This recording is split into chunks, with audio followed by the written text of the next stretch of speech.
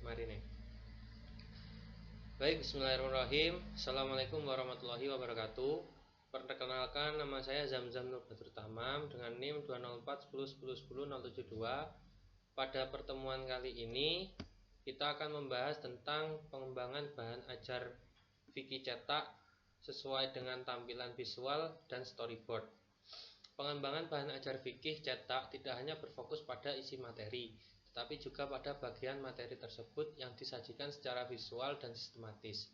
Tampilan visual dan storyboard memiliki peran penting dalam meningkatkan pemahaman serta minat belajar peserta didik terhadap materi fikih. Yang pertama, tampilan visual dalam bahan ajar fikih. Tampilan visual adalah aspek desain yang terlihat secara langsung oleh peserta didik, seperti tata letak, warna, gambar, dan juga jenis huruf. Dalam bahan ajar fikih, tampilan visual harus dirancang agar menarik, jelas, dan tidak membingungkan. Beberapa hal yang perlu diperhatikan dalam tampilan visual antara lain penggunaan font yang mudah dibaca, penataan teks yang rapi, serta pemilihan warna yang tidak terlalu mencolok.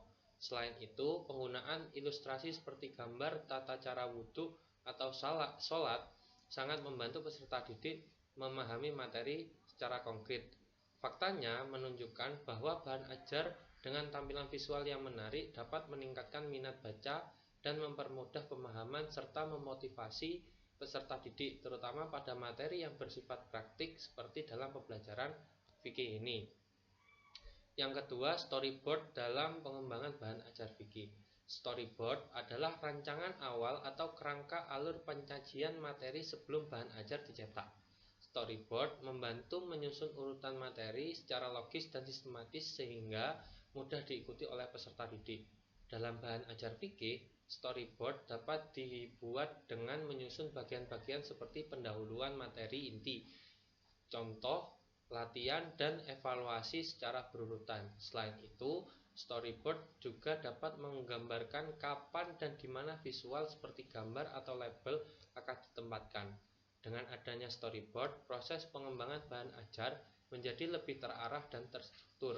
Hal ini juga membantu menghindari penyajian materi yang tidak runtut atau berlebihan, serta memastikan setiap bagian memiliki fungsi yang jelas dan pembelajaran.